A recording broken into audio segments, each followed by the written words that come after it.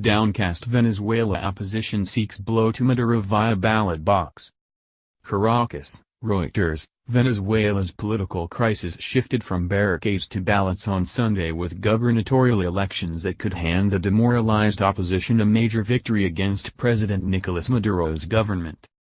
The ruling Socialist Party controls 20 of 23 state governorships, but polls show the opposition Democratic Unity Coalition likely to upend that, given voter anger at hunger and shortages stemming from an economic meltdown.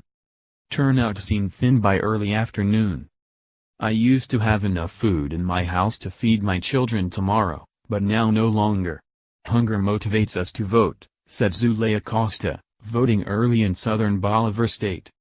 Having failed to remove Maduro in protests earlier this year that led to 125 deaths and thousands of arrests, the opposition hopes a strong showing on Sunday can be parlayed into victory in next year's presidential election.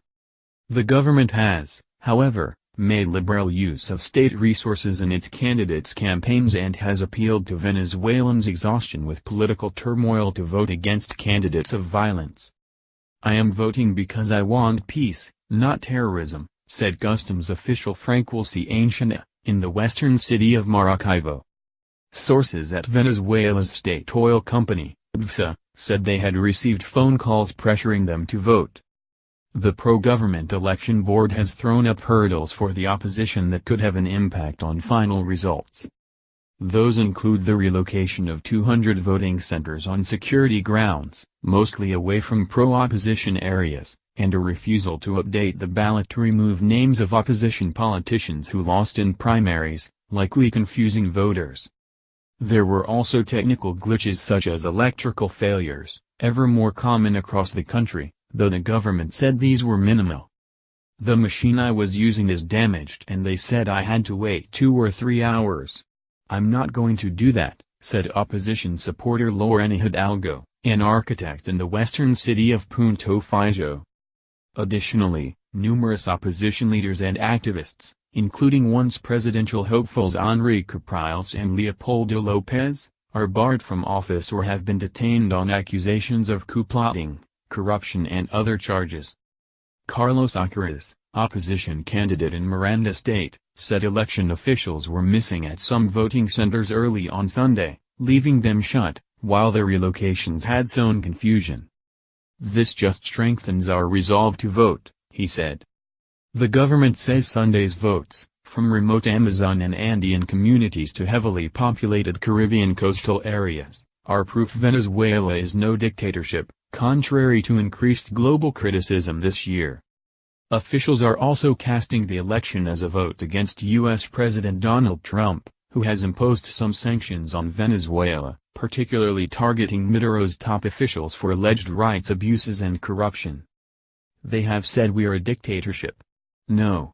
We are a rebellious, egalitarian people," Maduro said in a video posted on Twitter on Sunday. Even if the government loses a majority of governorships, Maduro has repeatedly said none of the newly elected officials will be allowed to take office unless they pledge allegiance to a new legislative superbody elected in July.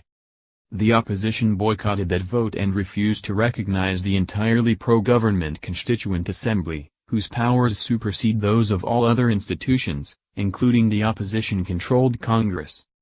Some opposition supporters, particularly youths in a self-styled resistance movement on the front line of street battles earlier this year, have accused their leaders of selling out and legitimizing a dictator by taking part in Sunday's vote. But most appeared to have swallowed those qualms. "Too many people were dying, with few results," said student Manuel Melo, 20, who lost a kidney from the impact of a water cannon during one protest. "I agree with the elections. Should the government suffer big reverses, it can mitigate them by reducing funding and responsibilities for governors, as it has in the past when local posts have gone to the opposition." After the election, the opposition will seek to throw the focus back to its main demands: guarantees of free and fair conditions for the 2018 presidential vote, freedom for jailed activists, foreign humanitarian aid and authority for Congress. The government has said it hopes Sunday's vote will help revive a stalled mediation bid with the opposition in the Dominican Republic. Additional reporting by Andrina Ponte, Maria Ramirez in Puerto Ordaz, Isaac Arusha in Maracaibo, Francisco Aguilar in Barinas, Corina Pons and Alexandra Ulmer in Caracas, Mercy Guanipa in Maracay, editing by Tom Brown and Steve Orlovsky.